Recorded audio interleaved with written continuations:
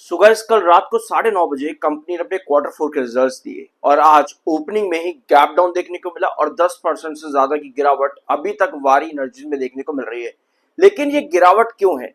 Margin आप लोगों ने सुन लिया है, सब चीजें कल हमने डिस्कस भी कर ली थी। हमने साथ में ये भी डिस्कस किया था कि कंपनी का क्वार्टर ऑन क्वार्टर बेसिस पर प्रॉफिट ग्रोथ और रेवेन्यू ग्रोथ गिरा है। ठीक है, 119% कंपनी का दिसंबर में था, 112% कंपनी ने कल मार्च के क्वार्टर में दिया। Revenue growth, profit growth company का 158% से 71% आया। कंपनी के लिए ये नंबर चैलेंजिंग थे कल के दिन का क्वार्टर, और शायद जून का क्वार्टर भी कंपनी के लिए चैलेंजिंग रहे। कल के दिन हम लोगों ने ये सब चीजें डिस्कस करी थी कि चैलेंज कंपनी ने यहाँ पर एक्सेप्ट जरूर किया है। नंबर्स में कोई खराबी नहीं है, बट जो ग्रोथ परसेंटेज होता है जो कंपनी का दिसंबर में 119% का था, बस वही मेजर चैलेंज देखने को मिला वारी एनर्जीज में। इसके अलावा ओपीएम परसेंटेज कंपनी का 25% से गिर करके 19% पर हो गया और ईयर ऑन ईयर बेसिस पर भी 4% कंपनी के ओपीएम पे गिरावट देखने को मिली। एबिडा मार्जिन में भी कंपनी के लगभग 11% का नुकसान देखने को मिला। इतने नंबर्स कंपनी के इस तरह से जब देखने को मिलते हैं तो इन्वेस्टर्स कहीं ना कहीं पैनिक हो जाते हैं कि भाई नंबर्स अच्छे नहीं आए। अब मेजर लार्ज इन्वेस्टर्स सेलिंग करते देखने को मिलेंगे। बस उसी सेलिंग के अंदर इन्वेस्टर्स लगातार सेलिंग करते देखने को मिलता है और यही रीजन होता है कि नंबर्स आने के बाद में क्यों आपको गिरावट देखने को मिल जाती है। तभी हम लोग डिस्कस करते हैं कि ग्रोथ परसेंटेज कंपनी कैसा है। ऑल्दो ये ग्रोथ भी इतना खराब नहीं है, ये ग्रोथ इतना खराब नहीं है, लेकिन फिर भी गिरावट क्यों आई?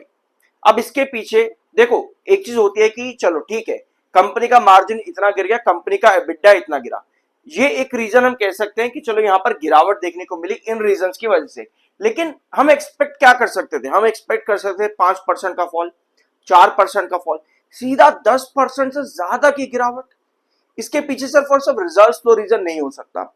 मतलब कुछ परसेंटेज जो गिरावट है वो रिजल्ट्स की वजह से हम कह सकते हैं कि पैनिक सेलिंग वहां पर बनी। दूसरा रीजन हम कह सकते हैं ये वाला जो हम लोगों ने कल डिस्कस किया था आपके मॉर्निंग वाले वीडियो के अंदर। इसको ध्यान से सुनना एक बार।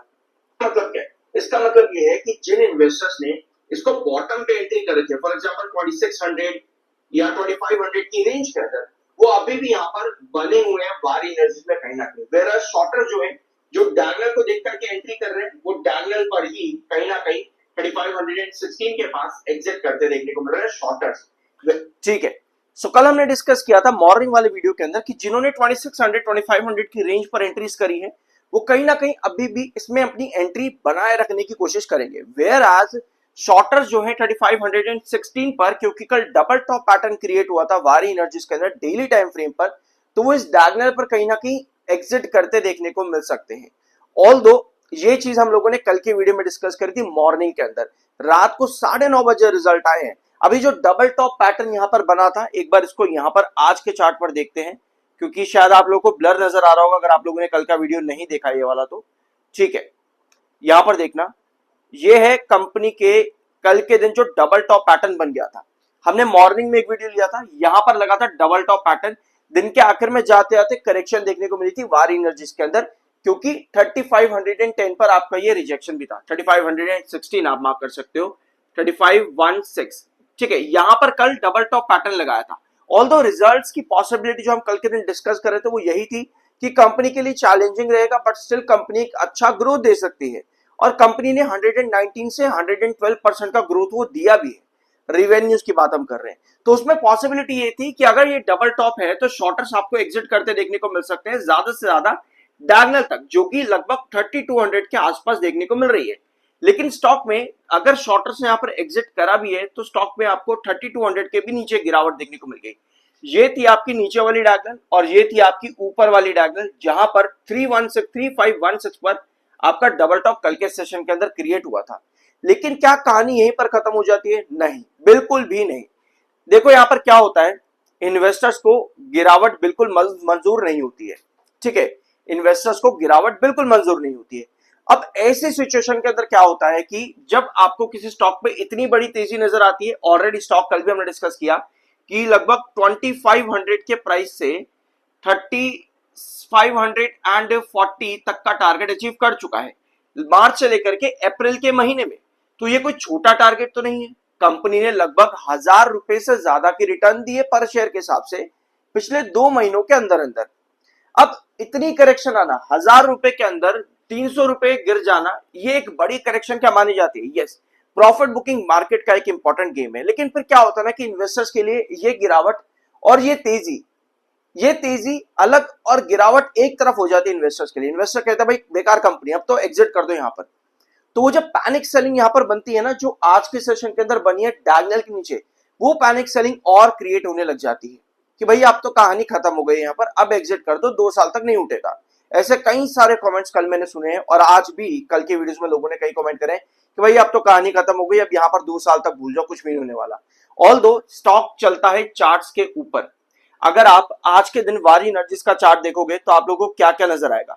आप लोगों को यहां पर नजर आएगा कि 3140 पे जहां पर आज के दिन स्टॉक गिरा है, ये आपको एक इंपॉर्टेंट ट्रेंड नजर आ रहा है।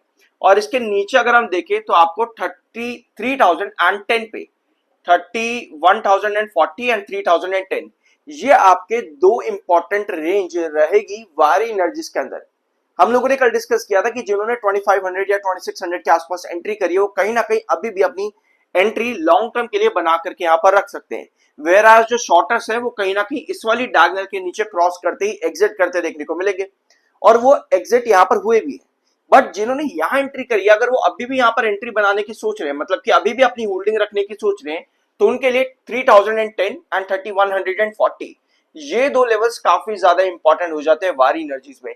यहां पर जितना अच्छा कंसोलिडेशन स्टॉक बना लेगा, उतने हाई चांसेस हैं कि आप वापस से रिकवरी कर पाओगे। अदरवाइज इस रेंज को भी तोड़ता है तो मुझे लगता है कि 2500 या 2600 के आसपास जिन्होंने एंट्री कर रखी है, वो भी एग्जिट करते देखने को मिल सकते हैं वारी एनर्जीज के अंदर से। तो ये रहे कंपनी के रिजल्ट्स, और ये कंपनी के अंदर जो आज के दिन हुआ है, कल डबल टॉप पैटर्न क्रिएट किया था, वहां से पॉसिबिलिटी यही थी कंपनी फ्लैट नंबर्स भी अगर देखी, चैलेंजिंग रिजल्ट्स रहेंगे कंपनी के लिए, वहां से स्टिल कंपनी सस्टेन करेगी। लेकिन कुछ भी इशू आता है तो शॉर्टर्स एग्जिट करेंगे, शॉर्टर्स ने एग्जिट करा। तो ये सब चीजें कल के सेशन और आज के सेशन में हुई है वारी एनर्जीज में, और ये है फर्दर पॉसिबिलिटी जहां पर डायगोनल में अराउंड 3200 के पास में आपका रिजेक्शन क्रिएट होता है वारी एनर्जीज के अंदर।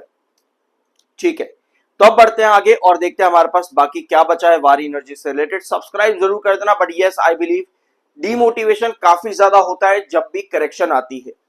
तेजी में इन्वेस्टर्स खुश रहता है कि भैया बहुत बढ़िया कंपनी, बहुत बढ़िया है, मैंने बहुत बढ़िया काम किया, मैं बहुत बढ़िया इन्वेस्टर हूं, हम खुश रहते हैं तेजी के अंदर। लेकिन जैसे ही करेक्शन आती है ना, हमारा अपने ऊपर से ही भरोसा उठ जाता है, हमारा कंपनी पर से ही भरोसा उठ जाता है, जबकि ये गिरना बढ़ना मार्केट का एक इंपॉर्टेंट पार्ट है।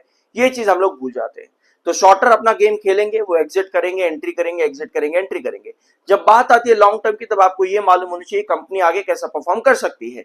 अब जब बात आती है परफॉर्मेंस की, तो कल हमने यही चीज डिस्कस करी मार्च के क्वार्टर्स के साथ में। जून का क्वार्टर भी कल के दिन हमने समझा कि कंपनी अगर 119 से 112% के रिवेन्यू ग्रोथ पर आ रही है, दैट मींस कि कंपनी को आगे जाकर के ना 9,000 करोड़ के ऊपर का रिवेन्यू जनरेट करना पड़ेगा, ताकि अब ये ग्रोथ कंपनी का 112 नहीं रहे बल्कि 120 130% तक जाए।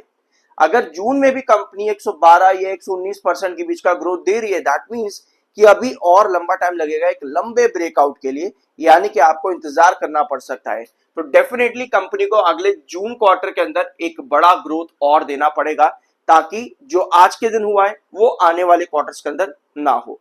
अभी भी सेलिंग यहां पर है, 3,91,000 सेलर है, 2,24,000 बायर है।